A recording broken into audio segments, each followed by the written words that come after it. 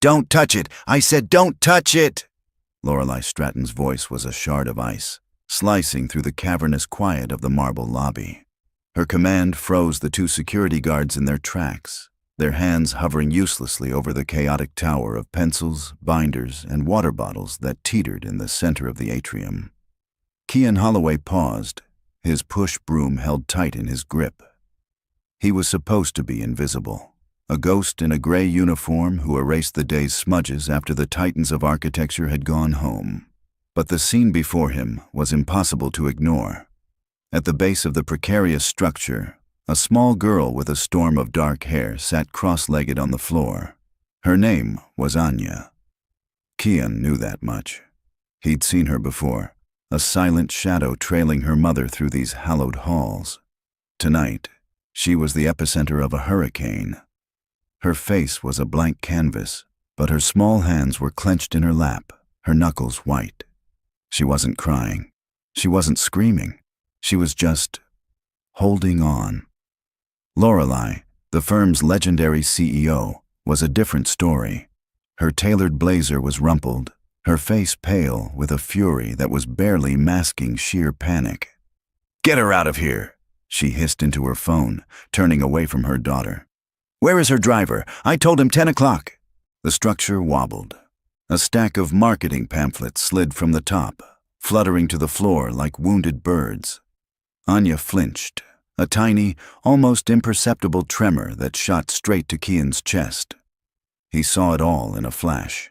The opposing angles, the mismatched weights, the critical lack of a stable base. The whole thing was a breath away from collapse. One of the guards, a young guy named Sal, took a hesitant step forward. "Ma'am, we have to clear this. It's a hazard." "I'm aware it's a hazard," Lorelei snapped, her voice dripping with the kind of condescension that could curdle milk. "Just be careful." Kian watched Sal reach for a heavy portfolio that was serving as a load-bearing wall near the bottom. He saw the shift in balance before it happened. He saw the slight tremble that ran up the tower like a nerve impulse. He didn't think. He moved. "Wait." His voice was quiet, but it cut through the tension like a saw through soft wood. Everyone turned to look at him. The janitor. Lorelei's eyes narrowed. A silent, ice-cold query. "Who are you to speak?" Kian ignored her. He walked slowly, deliberately, toward the chaotic monument.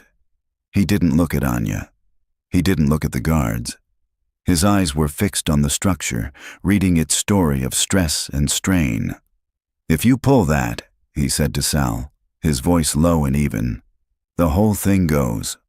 Sal froze, his hand an inch from the portfolio. "And you are?"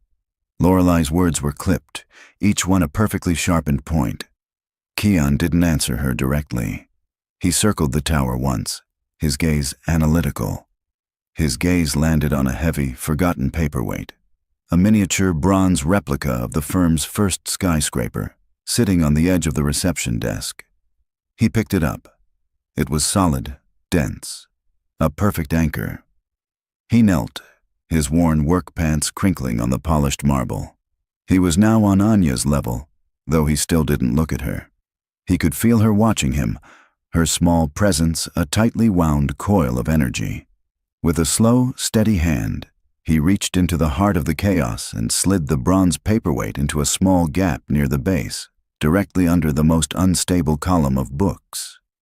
There was a soft groan of shifting weight. A single pencil rolled off the top and clattered onto the floor. And then, silence. The tower stood perfectly still, stable, secure. Kian sat back on his heels, his work done. Only then did he allow his eyes to meet Anya's. She stared at him, her dark eyes wide and unblinking. He gave a single, almost imperceptible nod. A silent acknowledgement. "I see it. I understand." For the first time that night, the tension in Anya's small shoulders seemed to release, just a fraction. "Sal, take a break," Lorelei said, her voice strangely hollow. She dismissed the other guard with a wave of her hand. When they were gone, she was left alone in the vast, silent lobby with her daughter and the janitor, who had just performed a minor miracle. She walked toward Kian, her heels clicking an aggressive rhythm on the floor. He stood slowly, wiping his hands on his pants. "What was that?" she demanded. "It was going to fall," Kian said simply. "I know that. I mean what you did. How did you know?" She gestured vaguely at the now stable structure. "Everything has a foundation," he replied, his gaze calm. "Even chaos." Lorelei stared at him, truly seeing him for the first time. Not as part of the building's maintenance staff, but as a man. He was tall, lean, with lines of exhaustion etched around his eyes that couldn't hide an underlying intelligence. There was a quiet competence about him that was utterly at odds with his profession. "I want you to work for me," she said, the words coming out before she'd fully formed them. Kian blinked. "I already do, ma'am. Number not for the firm, for her." She nodded toward Anya, who was now tracing the lines of the bronze paperweight with one small finger. "I'll pay you whatever you want. Double your salary, triple it. Just do that again." Kian's expression didn't change, but something in his eyes shifted. A flicker of an old hurt, quickly shuddered. "She doesn't need a janitor, Miss Stratton, and I don't need a new job." "Everyone needs a new job for the right price," Lorelei countered, falling back on the one language she knew always worked. "Not everyone," Kian said, and the quiet finality in his voice stopped her cold. He looked from Lorelei's impeccably styled hair and diamond earrings to her daughter, who was lost in her own silent world. He saw the chasm between them, a canyon of misunderstanding and fear. He let out a slow breath. "I'll make you a deal." Lorelei's eyebrows shot up. The janitor was negotiating with her. "I won't take your money," he said. "I'll spend time with her. I'll see if I can help, but if I do, if she starts to find her way back, you have to do something for me." Lorelei's posture was rigid, a mask of corporate steel. "And what is it you want? A promotion? A stake in the company?" Kian almost smiled. The idea was so absurd. "No," he said, his voice soft but firm. He looked around the lobby, at the towering walls and the priceless art, a temple built to celebrate one woman's ambition. "You have to build something else," he said. "You'll use your name, your money, your influence. You'll create a foundation, a place for kids like her, kids who think in shapes and structures instead of words, a place that doesn't try to fix them, but gives them the tools to build. You'll call it the Anya Stratton Initiative." Lorelei was speechless. The sheer audacity of his proposal left her breathless. He wasn't asking for a handout. He was demanding a legacy. He was asking her to wager millions on the hope that he could reach a child no one else could. It was insane. It was illogical. It was the only offer that had made any sense all night. She looked at her daughter, who had now picked up the fallen pencil and was carefully placing it back on top of the tower, her touch gentle, intentional. "All right," Lorelei heard herself say, the word feeling foreign on her tongue. "You have a deal, Mr. Holloway," he supplied. "Kian Holloway." "All right, Mr. Holloway," she repeated, a strange new current running through her veins. It wasn't control. It wasn't power. It felt terrifyingly like hope. "Let's see if you can build." The penthouse felt less like a home and more like a final rendering. It was a world of sharp angles, polished concrete floors, and vast panes of glass that framed the city skyline like a cold, untouchable masterpiece. There were no photographs on the white walls, no clutter on the counters, no sense that anyone actually lived here. It was a space designed to be looked at, not felt. Kian stood in the entryway, a canvas tote bag slung over his shoulder. His son, Cody, held his hand, his small sneakers looking like an act of rebellion against the pristine floor. "Wow," Cody whispered, his voice echoing in the grand silence. "Does anyone ever spill anything here?" Kian squeezed his hand. "Let's try not to be the first." Lorelei appeared from a hallway, already dressed in a severe charcoal gray dress that seemed to absorb the light. Her arms were crossed, her default posture of defense. She barely glanced at Cody. "She's in her room," she said to Kian, her tone clipped and efficient. "Down the hall. The door's open." Kian nodded, then crouched to meet his son's eyes. "You okay to hang out here for a bit, bud? I brought your sketchbook." Cody nodded, his gaze darting around the enormous living area. "Is this the girl's house? The one who builds things?" "The very one," Kian said with a soft smile.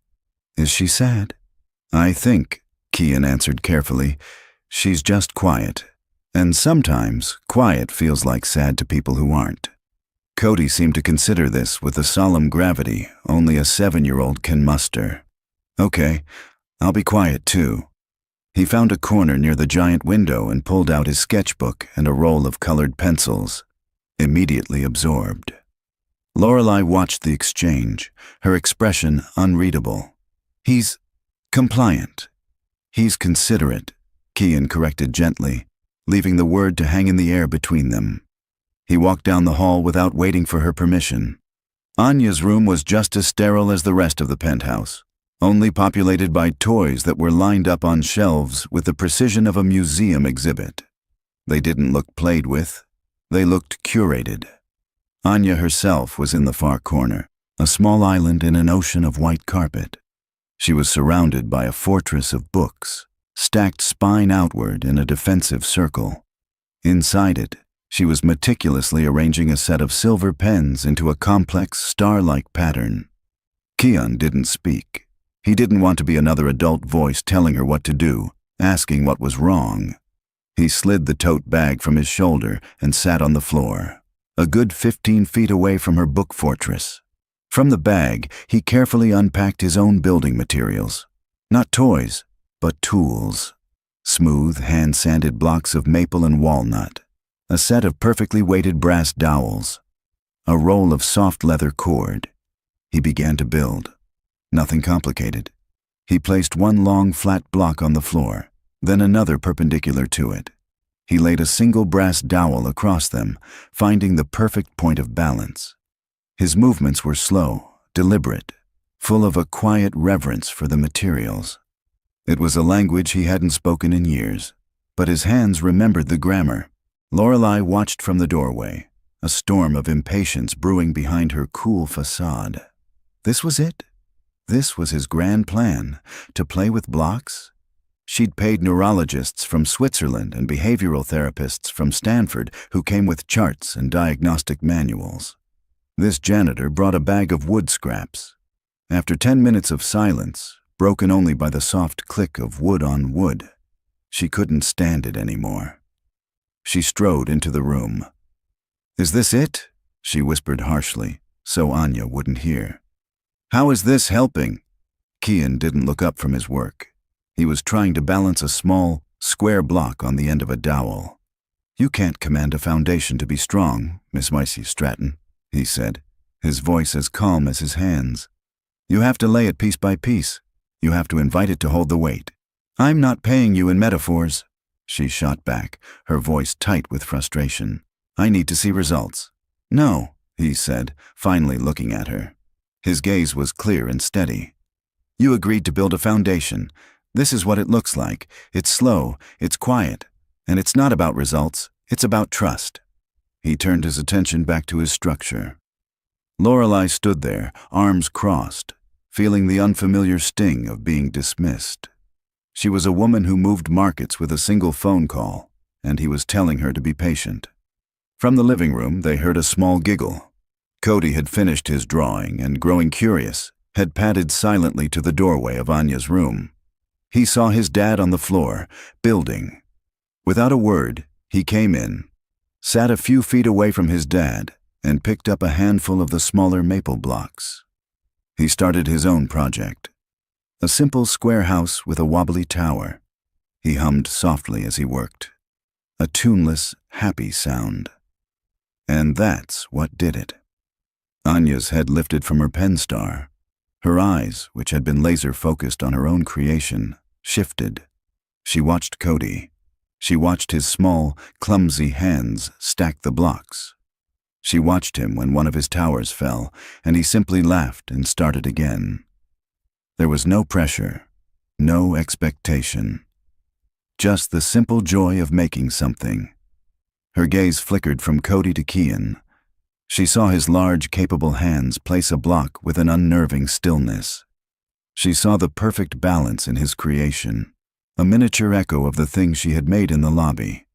He understood.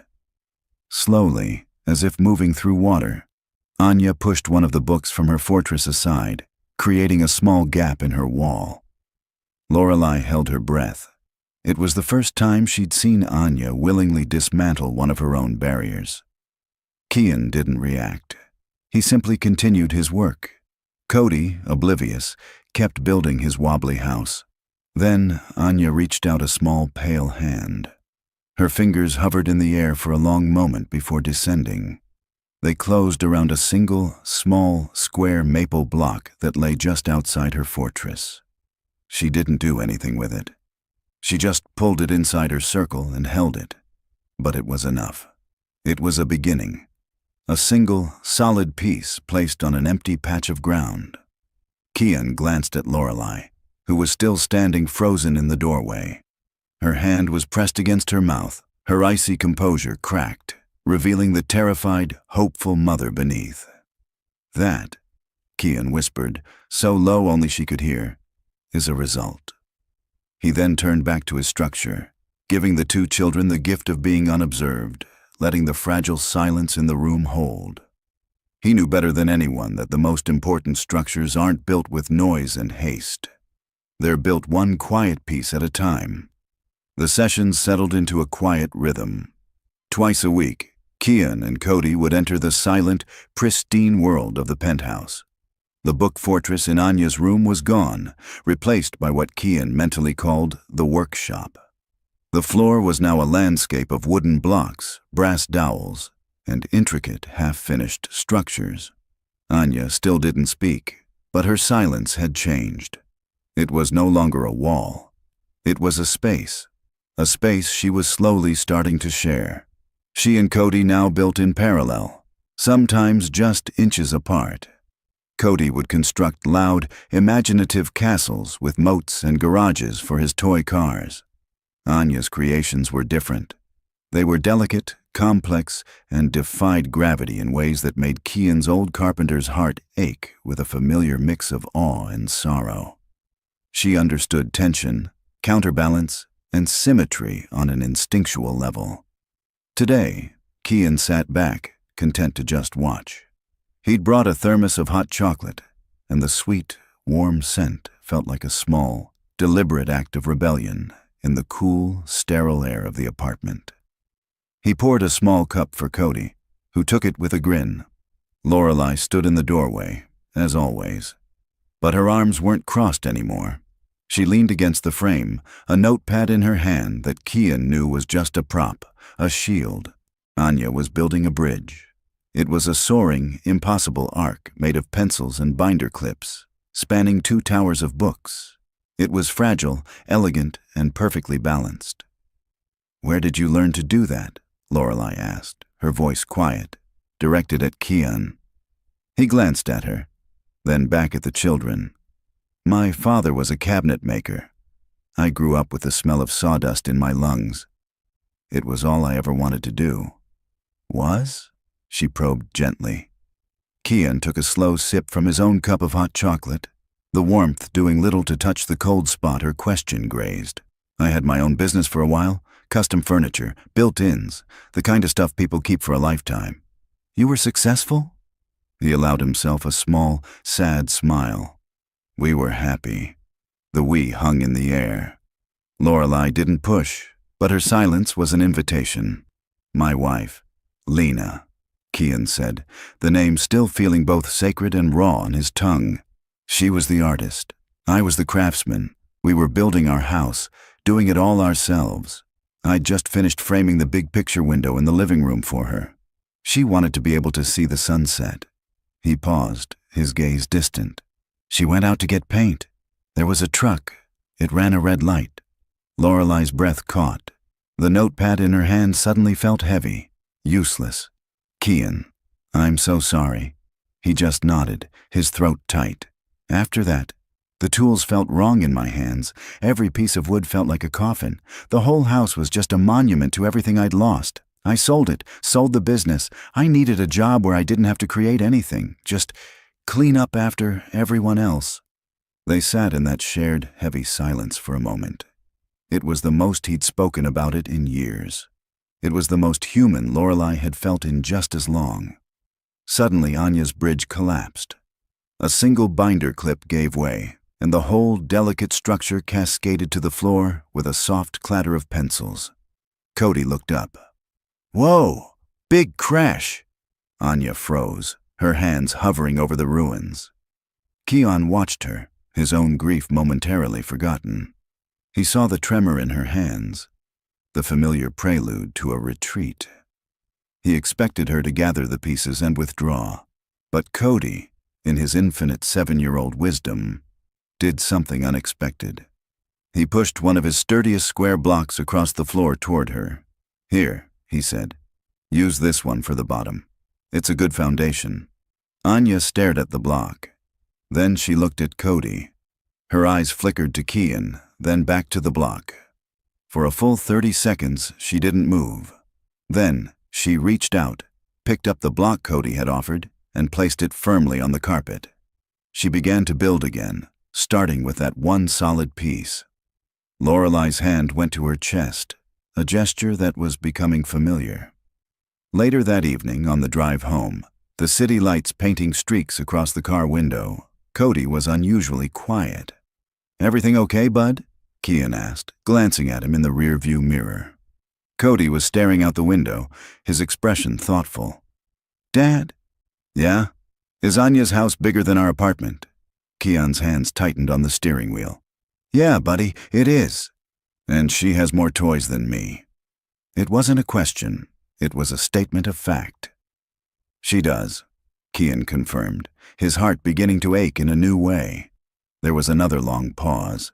Then Cody's small voice, laced with a vulnerability that pierced Keon to the core. "Do you like building with her more than you like building Legos with me?" Keon pulled the car over to the curb, switching on the hazard lights. He turned around in his seat fully, his whole body angled toward his son. "Hey, look at me," he said gently. Cody turned, his bottom lip trembling slightly. "Cody, I love building Legos with you more than anything in the world. You and me, we're a team. Always. Right?" Cody nodded, a tear escaping and tracing a path down his cheek. "My job with Anya is different," Keon explained, choosing his words with immense care. "It's not about fun. It's about helping her find her words. You know how you use your voice to tell me things. She uses blocks. I'm just trying to help her mom understand her language. But you?" He leaned in, his voice dropping to a conspiratorial whisper. "You're my best guy. Nothing and nobody ever changes that. Got it?"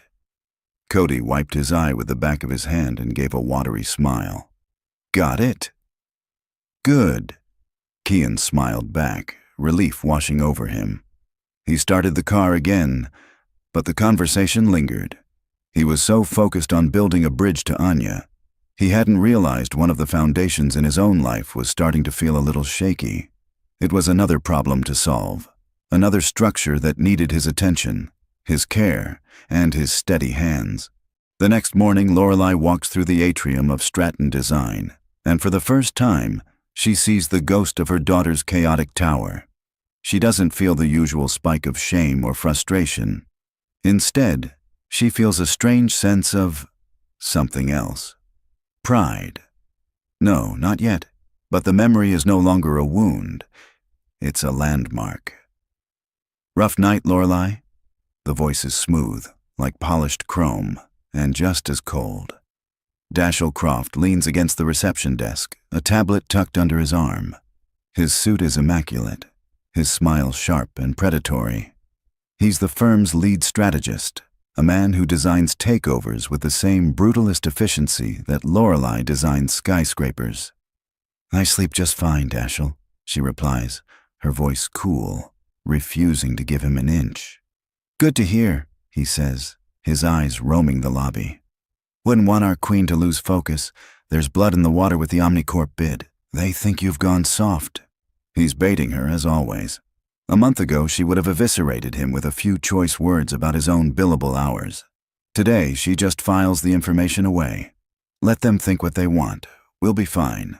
As long as you're not distracted, he says, letting the word hang in the air. He gives her another one of his razor blade smiles and saunters toward the elevators, leaving a chill in his wake. That evening, Kian decides to change the routine. When he unpacks the canvas bag in Anya's room, he doesn't start his own project. "All right, team," he says, looking between Cody and Anya. "Tonight, we're not building houses. We're building a city, a whole city. And you, Mr. Mayor," he says, ruffling Cody's hair, "are in charge of the Grand Central Station. It has to be the biggest, most amazing train station ever." Cody's face lights up. He's not a visitor in Anya's world tonight. He has a purpose. He immediately gets to work, gathering the largest blocks. Anya watches, her head tilted.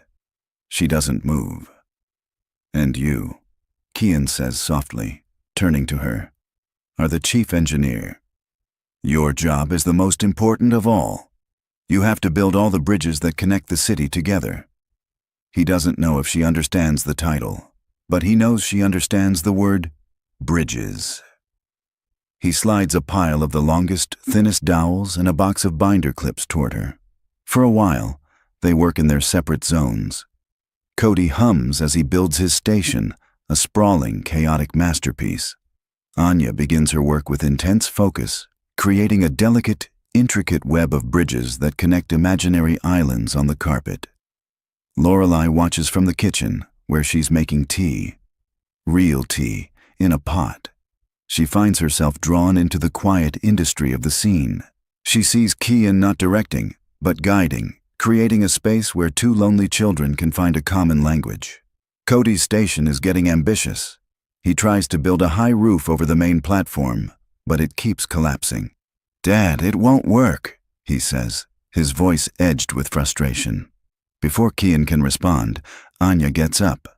She walks over to Cody's station, her bare feet silent on the floor. She studies the collapsing roof for a long moment. Cody looks at her, half nervous, half curious. Anya then walks back to her own pile of materials, picks up two of the longest pencils, and returns. She wordlessly wedges them into Cody's structure, creating a perfect triangular truss that supports the roof. Cody gasps. "Whoa, it's strong now." He looks at Anya with pure, unadulterated admiration. "Thanks." Anya gives a single small nod and returns to her bridges. Lorelei feels her throat tighten. It was more than an interaction. It was a collaboration, an offering. She walks into the room holding 2 mugs of tea. She hands one to Kian. "I'm starting to think you're some kind of magician, Mr. Holloway." "Just a carpenter, Miss Stratton," he says, accepting the mug. Their fingers brush for a fraction of a second, a spark of warmth in the cool, quiet room. "And please, call me Kian." "Lorelei," she says softly. They watch the children work, the silence between them no longer a void, but a shared space. It feels dangerously comfortable. Later that night, Dashiell Croft is working late, poring over blueprints for the Omnicorp bid. He's restless. Lorelei's confidence irritated him. He feels power shifting in the firm, and he doesn't like it. He glances out the window of his corner office, which happens to look directly across the street at the main entrance of Lorelei's exclusive residential tower. His eyes narrow. He sees them. The janitor, Holloway, and his son. He recognizes them from the lobby. They're leaving Lorelei's building. Not the service entrance, the main entrance. Dashiell watches as Kian kneels to tie his son's shoe, a simple fatherly gesture that looks profoundly out of place against the backdrop of uniformed doormen and black cars. A slow, cold smile spreads across Dashiell's face. He's a man who understands structure too, and he knows a weakness when he sees one. He lifts his phone, the screen illuminating his predatory features. He zooms in, the lens finding Kian's face. The image is grainy, indistinct, but the implication is crystal clear. Snap. He captures the photo. He looks down at the image on his screen. The working-class father leaving the billionaire CEO's private residence late at night. It's a story waiting to be written. A lever waiting to be pulled. "Well, well, Lorelei," he whispers to the empty office. "What have you been building?" He leans back in his chair, the wheels of his mind turning. Designing not a skyscraper of steel and glass, but a far more delicate and destructive structure of rumor, scandal, and ruin. The article drops on a Tuesday morning. It's not in a major newspaper, but on a gossip-fueled industry blog called Blueprint, known for its anonymous sources and venomous takedowns. The headline is designed for maximum damage. Foundation flaws. Is Stratton Design's CEO on the verge of collapse? Beneath it is Dashiell's grainy photo. Keon, kneeling to tie Cody's shoe outside Lorelei's opulent building. The caption is pure poison. Sources say CEO Lorelei Stratton has engaged in a bizarre and troubling relationship with a member of her firm's janitorial staff, Keon Holloway, giving him unprecedented access to her troubled, nonverbal daughter. With the crucial Omnicorp bid hanging in the balance, board members are reportedly questioning Stratton's stability and judgment. By 9 a.m., Lorelei's phone is a screaming siren of notifications. Texts from board members, missed calls from her PR chief, an email from the chairman with the subject line, URGENT. She reads the article once, her blood running cold. She sees Dashiell's fingerprints all over it. Questioning Stratton's stability. It's his language, his strategy. He isn't just attacking her, he's trying to dismantle her, piece by piece, using her daughter as a wrecking ball. The old Lorelei would have already been on the phone with her lawyers, preparing to sue the blog into oblivion and fire Keon so fast his head would spin. The new Lorelei simply closes her laptop, takes a deep breath, and thinks of Anya building a bridge out of pencils. Keon finds out from Sal, the young security guard, in the gray, sterile break room at the end of his shift. Sal holds out his phone, his expression apologetic. "Man, I'm sorry. This is messed up. You're a good dude." Keon stares at the photo of himself and his son, twisted into something sordid and ugly. His first thought is a hot spike of anger. His second is a cold wave of fear. Not for himself, but for Cody. For Anya. He had built a small, safe space for that little girl, and now the whole world was trying to smash the windows in. He arrives at the penthouse that evening, and the air is thick with unspoken tension. Lorelei is waiting for him in the living area. She looks exhausted, but her eyes are clear, steady. "You saw it," she says. "It's not a question." He nods. "Lorelei, I'm so sorry you're being put through this." "It's not your fault," she says quickly. "It's Dashiell. This is a corporate hit job." She paces the length of the window. A caged lioness. "The board is in a panic. They want me to make a statement. They want me to terminate your contract." Keon's heart sinks, even though he expected it. "I understand. Maybe it's for the best." She stops pacing and turns to him. "Is it?" "They're using me to hurt you," he says, his voice heavy. "They're using Anya. If I'm gone, the story goes away. Dashiell loses his leverage." He looks her straight in the eye, the offer costing him more than she'll ever know. "Let me walk away, Lorelei. I'll disappear. We can say the arrangement wasn't working. It will protect her." Lorelei stares at him. He is offering her an exit. The clean, logical corporate solution. The old her would have seized it with both hands. She thinks of the silence in this apartment before he came. A dead, hollow silence. She thinks of the new silence, the quiet hum of concentration, the soft click of wood on wood, the sound of her daughter creating instead of hiding. "No," she says, the word sharp, final. Keon blinks. "What?" "I said no." She walks toward him, her exhaustion replaced by a sudden, fierce energy. "For my entire career, I have managed risk. I have cut losses. I have made the smart move. And where did it get me? An immaculate apartment I hate living in and a daughter I couldn't even speak to.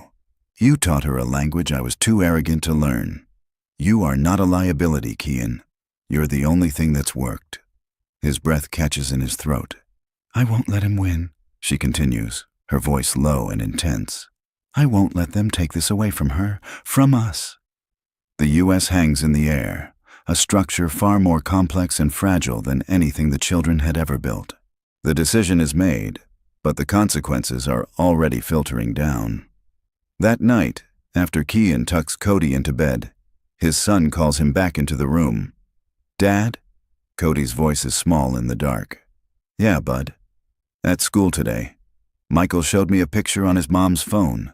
It was you, and the tall building. Kian sits on the edge of the bed, his body going rigid. What did it say? I don't know, Cody whispers. Lots of words, but Michael said his mom said you were in trouble. Are you in trouble, Dad? Kian reaches out and smooths the hair back from his son's forehead. He struggles to find the right words, the right foundation for this conversation. No, I'm not in trouble, he says, his voice steady despite the turmoil inside him. Sometimes, when people don't understand something, they get scared. And when they get scared, they say things that aren't very nice. They don't understand what we're doing with Anya. They think it's strange. But we know it's not strange, don't we? We know it's just helping. So they're just being mean? Cody asks. Yeah, buddy, Kian says, his heart aching. They're just being mean. But we're not going to let them stop us from helping our friend, okay?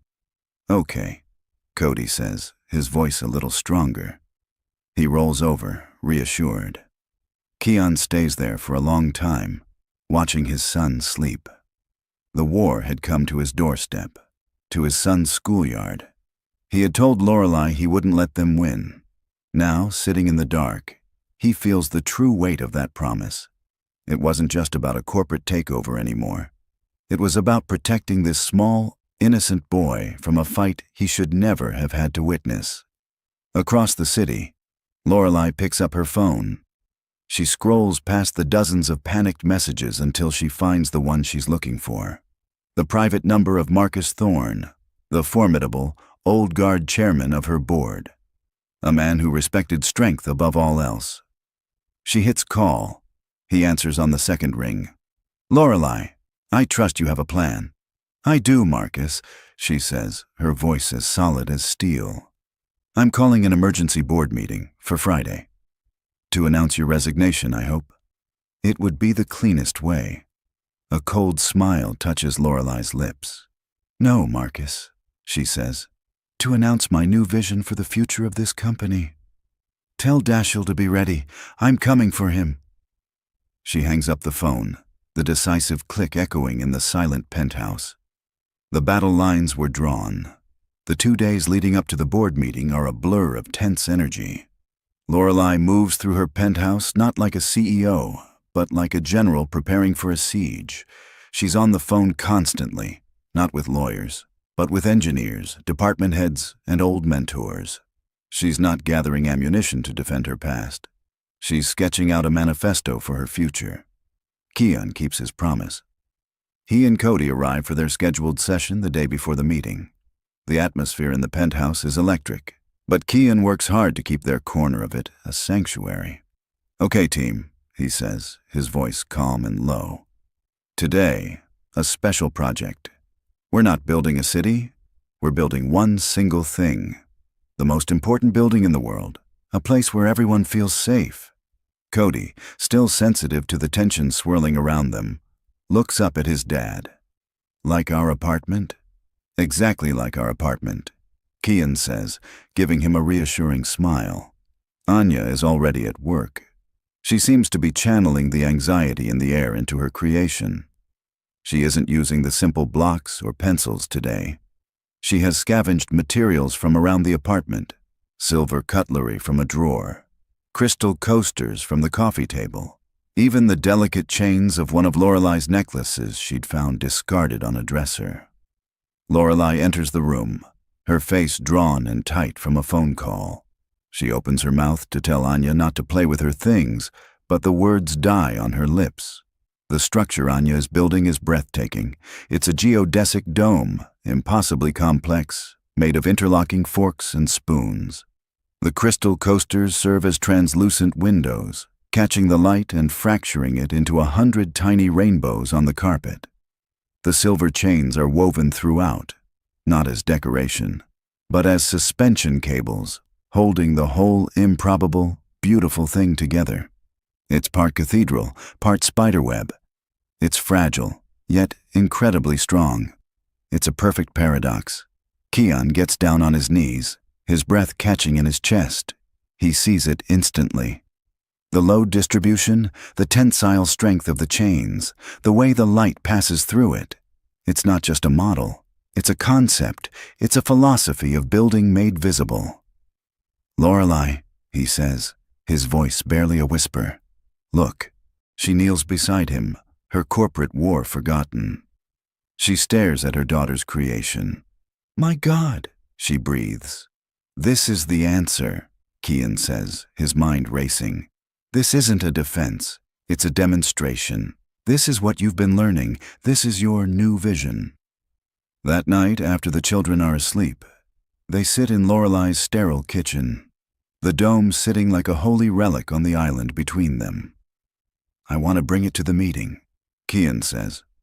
Lorelei recoils as if he'd suggested setting the building on fire. "Absolutely not. It's a slaughterhouse in there, Kian. They'll mock it. They'll tear you apart." "Let them," he says, his gaze unwavering. "They can't argue with this. It's pure genius. It's the story you can't tell in a spreadsheet." He leans forward. "And I want to bring her too." "No." The word is flat, absolute. "I will not put my daughter on display. I will not subject her to that kind of pressure, to Dashiell's cruelty." "It's not about putting her on display," Kian argues gently. "It's about showing them she's not the weakness they think she is. She's the source of all of this. She's your strength. Don't you see? You've been trying to protect her by hiding her, but maybe the way to protect her is to stand next to her and show the world how brilliant she is." He lets the words sink in. He's asking her to go against every protective instinct she has, against every rule of corporate warfare. He is asking her to have faith. She looks from Kian's earnest, steady face to the shimmering dome her daughter built. The daughter who was slowly, miraculously, finding her way back. She thinks about what it means to be strong. For years, she thought it meant being impenetrable, a fortress.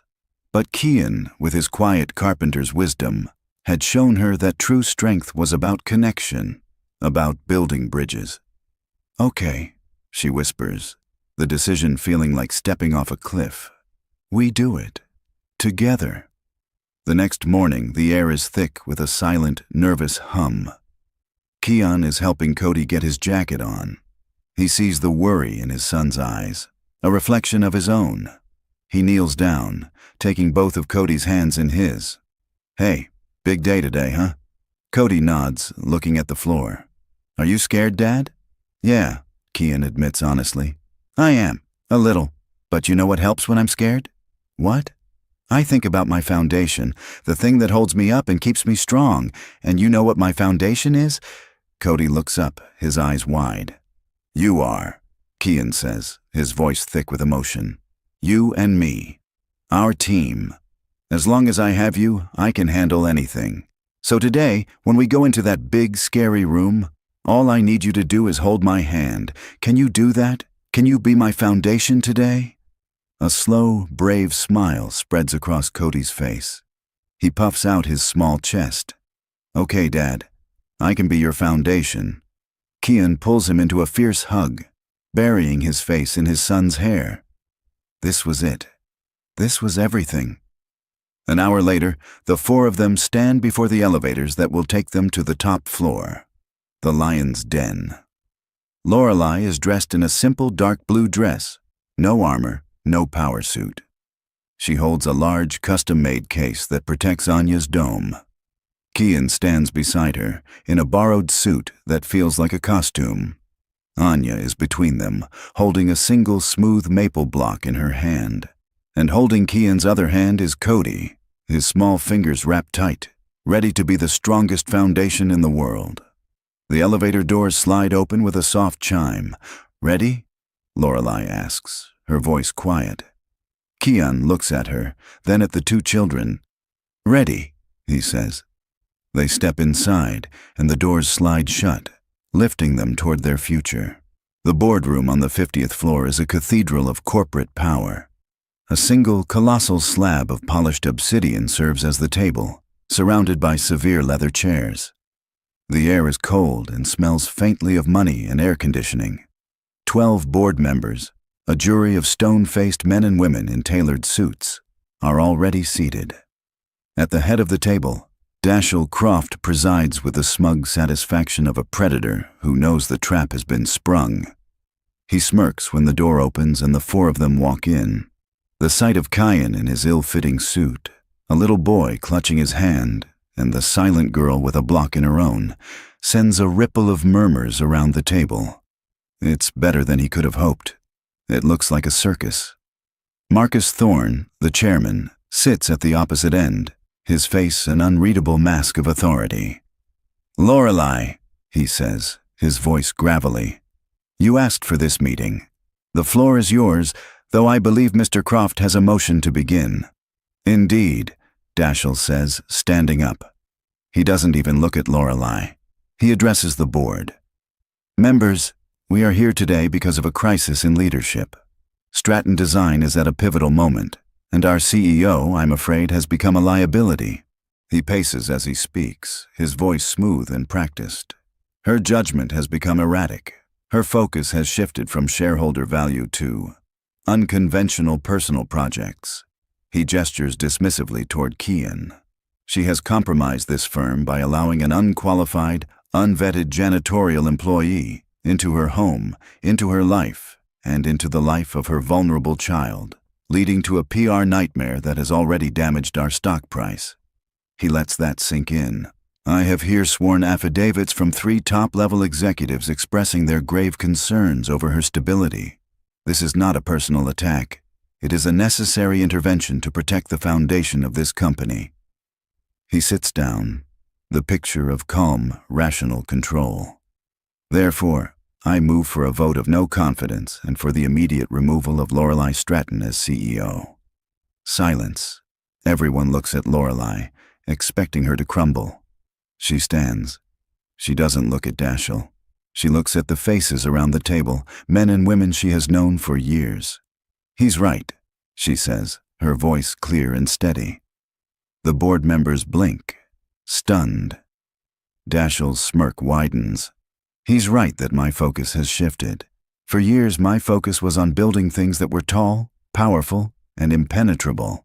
I realize now I was just building monuments to my own fear. I built walls, and in doing so, I walled off the most important person in my life. Her gaze flickers to Anya. My daughter doesn't speak with words. She speaks a different language, a language of structure, balance, and connection. I was too busy, too arrogant, and too afraid to learn it. I saw her genius as a disorder. I saw her brilliance as a problem to be managed. She gestures to Kian. This man, Kian Holloway, didn't try to manage her. He listened. He taught me how to listen. And in doing so, he reminded me what the foundation of this company, what the foundation of anything that lasts, is really about. She walks to the head of the table and places the large case on the obsidian surface. With a soft click, she opens it. She lifts out Anya's geodesic dome and places it in the center of the table. It glimmers under the recessed lighting, a fragile, impossible star of silver and crystal. The board stares at it, bewildered. Dashiell lets out a short, derisive laugh. My God, she's really lost it. What is this? Show and tell. This, Lorelei says, her voice ringing with newfound authority, is the future of Stratton Design. She looks at Kian. Mr. Holloway is a former master carpenter. He will explain. Kian steps forward. All eyes turn to him. He isn't nervous. He's in his element. He's talking about how things are built. This isn't a toy, he begins, his voice calm and sure. This is a perfect demonstration of tensegrity. Structural integrity derived from tension, not compression. His hands gesture toward the dome, tracing the lines of force. Look at how the suspension chains distribute the load. Not a single piece is bearing the full weight. Every part supports every other part. It's strong, not because it's rigid, but because it's interconnected. It's adaptable. It finds strength in its flexibility. He looks up, meeting the eyes of a board member who was once a celebrated engineer. You could scale this design up 1,000 times, and the principles would hold. It's a blueprint for building lighter, stronger, more resilient structures. It's a more humane way to build. It's what she's been trying to show you. This is absurd, Dashiell sputters, seeing he's losing control. We are a multi-billion-dollar corporation, and you are listening to a janitor analyze an arts and crafts project. This is not a boardroom. It's a therapy session. He glares at Anya. And you've let your broken child dictate the future of this company. The word hangs in the air. Broken. Anya, who has been watching everything with a quiet intensity, does not flinch. She lets go of Cody's hand, walks steadily to the head of the table, and places her own small hand on the base of her shimmering dome. She looks past Dashiell, her gaze locking with her mother's, and then she speaks. Her voice is not a whisper. It is clear, confident, and it fills the silent room. Foundation. The single word is a thunderclap. It's an answer, a statement, a verdict. Dashiell stares, his mouth agape. The board members look from the dome to the small girl to her mother, and for the first time, they understand. They don't see a liability. They see a legacy. They see a story of redemption and innovation so powerful, it couldn't have been scripted. Marcus Thorne, the chairman, leans forward, a slow, genuine smile spreading across his face. He looks at Dashiell, his eyes cold as ice. Mr. Croft, he says, his voice a low growl. Your motion is denied. I suggest you tender your resignation, effective immediately. The color drains from Dashiell's face. He has been utterly, completely dismantled. Marcus turns his gaze to Lorelei, and it is filled with a profound, newfound respect. Ms. Stratton, he says, I believe you have a new vision to present to us. We're listening. Lorelei looks at Kian, who gives her a small, proud nod. She looks at her daughter, her brave, brilliant daughter, who has just saved them all. A tear escapes and rolls down her cheek, but it is not a tear of sadness. It is a tear of pure, unadulterated love. She takes Anya's hand, and Kian takes Cody's, and for a moment, they are just four people standing together, a small, unshakable structure in the heart of a fallen empire. 6 months later, the ground floor of the Stratton Design Building is a symphony of controlled chaos, and for the first time in its history, it feels alive. Kian stands with Lorelei in the center of the room just moments before the doors are set to open for the official launch. The air smells of fresh paint, wood stain, and the faint, clean scent of industrial-grade coffee brewing for the parents. Sunlight streams through the impossibly tall windows, illuminating millions of dust motes dancing in the air. No longer a sign of uncleanliness, but of life, energy, and impending creation. A beautiful, hand-carved wooden sign hangs above the entrance, crafted by Kian himself in a small workshop he'd finally built in his garage, a space that once held only painful memories, but now felt like a sanctuary. The Anya Stratton Initiative. Below it, a smaller plaque reads, Where every blueprint is a masterpiece. Nervous? Lorelei asks. She's smoothing the front of her simple, elegant navy dress. A nervous habit she hasn't quite shed. There is an ease to her now, a softness in her posture that has replaced the rigid steel of her past. But the woman who conquered boardrooms still feels the flutter of opening night. A little, Kian admits, his gaze sweeping over the room. He looks at the spot where Anya's chaotic tower of office supplies once stood. Now, in its place, is a low round table with a sunken center filled with smooth, cool clay. It feels important, more important than any custom furniture I ever built. He thinks of his wife, Lena, just for a second, a familiar, gentle ache. She would have loved this. The noise, the mess, the purpose. He looks at Lorelei. You? Terrified, she says with a genuine laugh that makes the lines around her eyes crinkle. I've launched billion-dollar projects with less anxiety. I've faced down hostile takeovers with a steadier pulse. This feels different. It feels like it matters. She runs a hand along the smooth, sanded edge of one of the tables he built.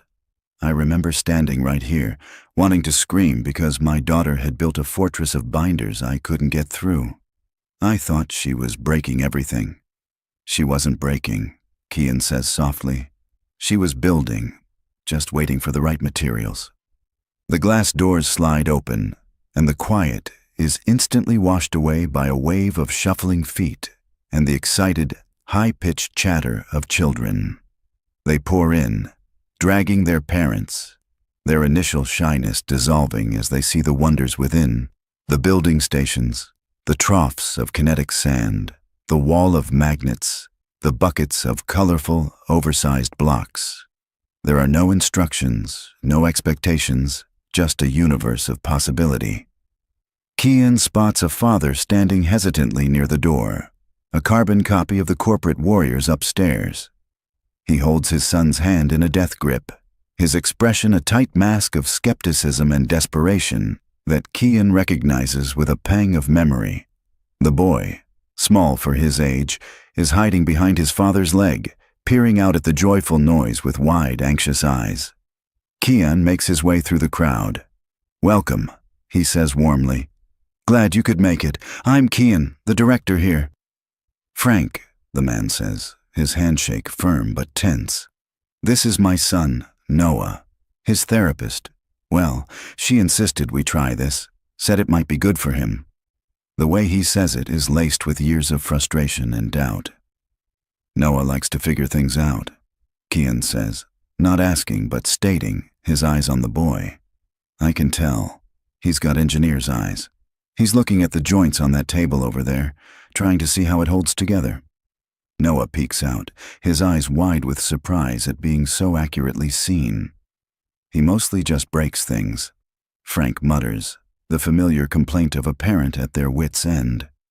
We can't have Lego sets in the house.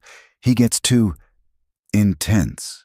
He follows the instructions perfectly, and if one piece is missing or doesn't fit, he has a complete meltdown. The whole thing gets thrown against the wall. It's not about the breaking, Kian says gently, kneeling to be closer to Noah's level. It's about the system failing.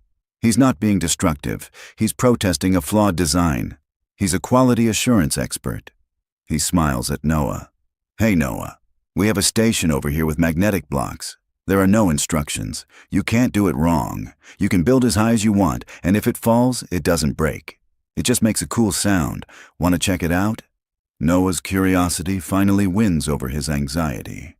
He lets go of his father's leg and walks, almost in a trance, toward the magnetic building station Kian indicated. Frank watches him go, his mouth slightly agape. A little while later, Kian sees Frank standing by the wall, just watching. Noah is completely absorbed. He has built a tall, intricate spire and is humming to himself, a low, concentrated sound. Anya, sensing a kindred spirit, has migrated over to his table. She doesn't speak, but she picks up a long magnetic rod and, with the precision of a surgeon, adds it to Noah's tower, creating a buttress that allows him to build even higher.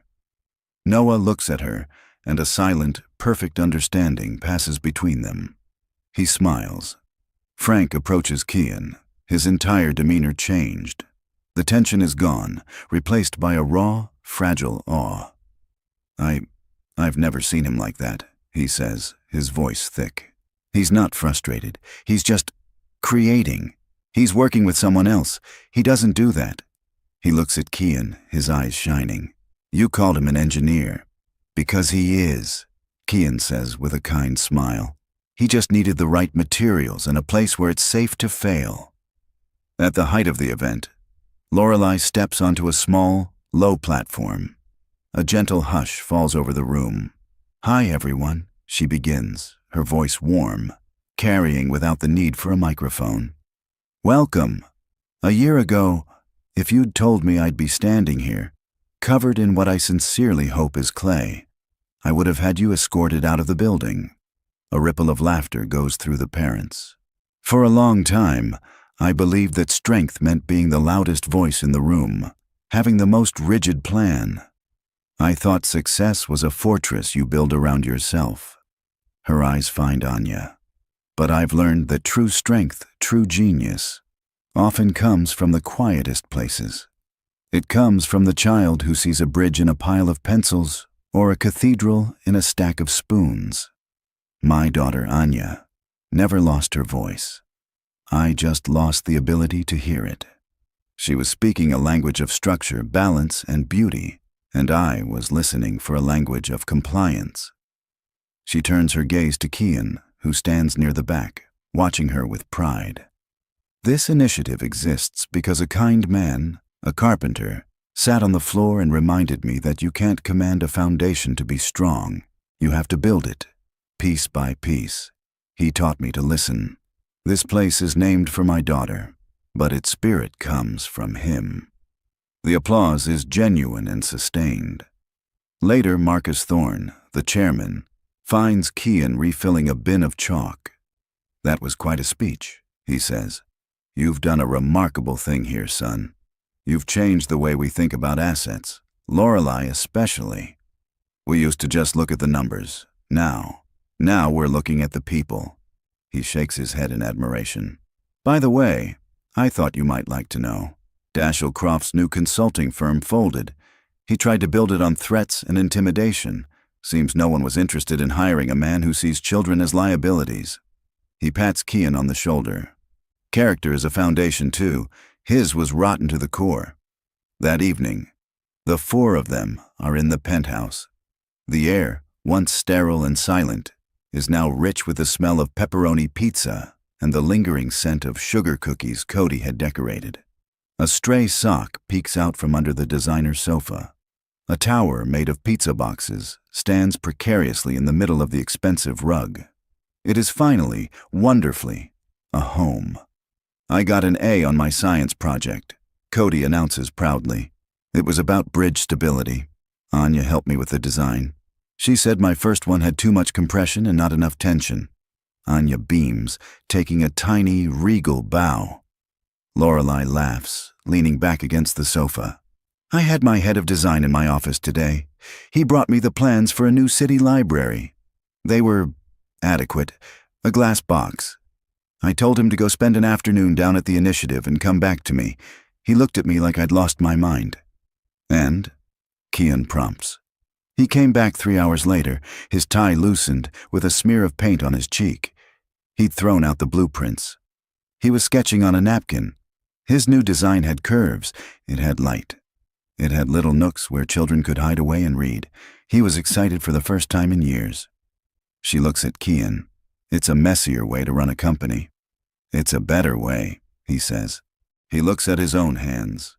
"For years after Lena died, my hands just felt like tools for fixing things that were broken, my own life included. Here," he says, gesturing to the happy chaos around them, "they feel like they're for building again." The pizza box tower wobbles. Cody and Anya both lunge for it, trying to steady it. Their hands knock, and the whole thing comes crashing down in a heap of cardboard. For a beat, there's silence. Then, Anya lets out a giggle. Cody starts laughing too. Soon, they are both rolling on the rug, overcome with the sheer joy of the collapse. Lorelei watches them, her heart so full she feels it might burst. She looks at Kian, and her expression is one of utter, unguarded love. "When this all started," she says quietly, her voice for him alone, "I thought you were a complication I could manage and then discard. I was so arrogant." "And now?" he asks, his voice just as soft. "Now I know you weren't a complication," she whispers, her hand finding his, their fingers lacing together naturally, perfectly. "You were the architect of all of this." Later, after the mess is cleared away and the children are getting sleepy. Anya pads over to the large window overlooking the glittering city. She presses her hand against the glass. "So many lights," she says. The other three join her, a small huddle looking out at the vastness below, their reflections faint ghosts on the glass. "Tomorrow," Anya says, her voice filled with a quiet, certain hope. "Let's build that." She points to the tallest skyscraper on the horizon, its spire piercing the night sky. Kian and Lorelei look at each other over the children's heads, a shared silent understanding passing between them. "Okay, Chief Engineer," Kian says, placing a hand on her shoulder. "We'll build that, and then we'll build a bigger one," Cody adds, his voice thick with sleep but full of spirit. Lorelei wraps her arms around both children, pulling them close. She rests her head on Kian's shoulder, a simple, profound gesture of belonging. She had spent a lifetime chasing power and building an empire of glass and steel. But true wealth, she now knew, was this: the solid weight of a child leaning against you, the warmth of a hand holding yours in the dark, the quiet promise of building a new day together. She looked from her daughter's brilliant eyes to her son's joyful smile, and finally to the kind, steady face of the man who had walked into her life and reminded her how to build something true. He hadn't just saved her daughter. He hadn't just saved her. He had shown them they were never broken in the first place. They just needed a better blueprint. If this story resonated with you, if it made you believe in the power of listening and the strength found in kindness, let us know in the comments below. Where are you watching from today? We love seeing how far these stories travel, so drop your city or your country. It truly makes our day. Every share, every subscription helps us continue to create stories that connect us all. If you know someone who needs a reminder that everyone has a unique genius waiting to be seen, please share this with them. And don't forget to hit that subscribe button and turn on notifications, so you never miss a story that aims to leave the world a little brighter than it was before. Thank you for being here with us. Until next time, be kind, be patient, and keep building bridges.